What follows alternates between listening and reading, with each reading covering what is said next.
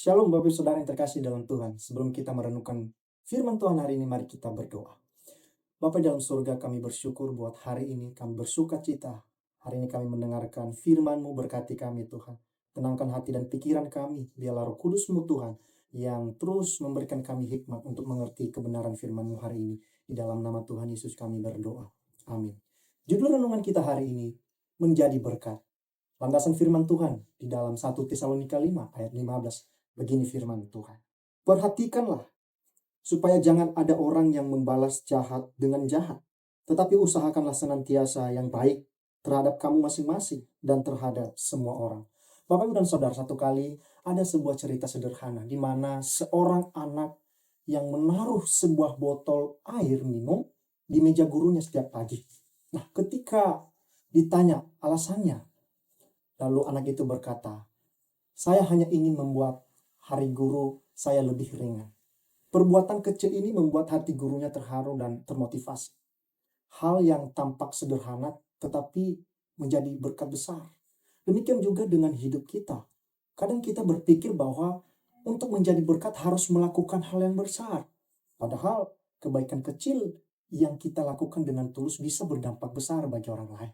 Kalau kita melihat 1 Tesalonika ini ditulis oleh Paulus sendiri untuk menguatkan jemaat yang sedang menghadapi penderitaan dan penganiayaan. Dalam pasal 5, di situ Paulus memberikan nasihat praktis tentang bagaimana orang percaya harus hidup hingga kedatangan Kristus. Khususnya di dalam ayat 15, secara khusus menegaskan agar jemaat tidak membalas kejahatan dengan kejahatan, tetapi justru mengusahakan yang baik kepada semua orang. Artinya apa? Menjadi berkat bukan hanya kepada sesama orang percaya saja, tetapi juga kepada semua orang, termasuk mereka yang berbuat jahat kepada kita. Bapak, Ibu, dan Saudara, menjadi berkat berarti menghadirkan kebaikan Allah dalam setiap aspek kehidupan kita. Kasih Kristus yang ada dalam diri kita seharusnya mengalir kepada orang lain. Di mana Paulus mengingatkan bahwa reaksi alami manusia adalah membalas jahat dengan jahat. Tetapi orang percaya harusnya hidup berbeda, harus membalas kejahatan dengan kebaikan. Itu yang benar.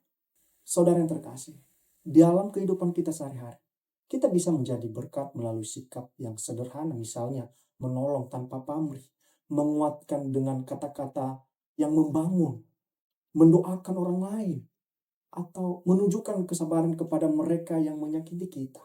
Saudara, saat kita memilih untuk tetap berbuat baik meskipun disakiti, kita sedang memancarkan kasih Kristus. Dengan demikian Bapak Ibu, hidup kita menjadi terang yang membawa damai dan sukacita bagi orang di sekitar kita. Kita percaya bahwa Yesus itu adalah teladan yang sempurna, di mana Yesus tidak membalas hinaan dengan hinaan, melainkan mendoakan orang-orang yang menyalibkan dia, di mana dikatakan di dalam Lukas 23 ayat 34, "Ya Bapa, ampunilah mereka, sebab mereka tidak tahu apa yang mereka perbuat." Bapak Ibu Saudara, melalui pengorbanan Kristus di kayu salib, Yesus menjadi berkat terbesar bagi seluruh dunia dengan memberikan keselamatan bagi setiap orang yang percaya kepadanya. Dan itu terbukti. Oleh sebab itu Bapak Ibu Saudara, dalam 1 Tesalonika 5 ayat 15 ini, yang mengajarkan kita bahwa menjadi berkat adalah panggilan hidup orang percaya. Kita dipanggil untuk tidak membalas jahat dengan jahat, melainkan mengusahakan kebaikan bagi semua orang. Oleh sebab itu, dengan meneladani Kristus yang adalah sumber berkat sejati, hidup kita akan menjadi saluran kasih, damai, dan pengharapan bagi dunia yang sedang haus akan kebaikan ini. Oleh sebab itu, mari, jadilah berkat dimanapun kita berada. Berkat dengan perkataan, berkat dalam bersikap, maupun berkat tindakan kita. Sehingga apa? Sehingga nama Tuhan dimuliakan melalui hidup kita. Tuhan memberkati. Mari kita berdoa. Bapa dalam surga, kami telah selesai mendengarkan firman-Mu. Biarlah Roh Kudus Tuhan yang terus mengingatkan dalam setiap kehidupan kami. Dalam nama Tuhan Yesus. Amin.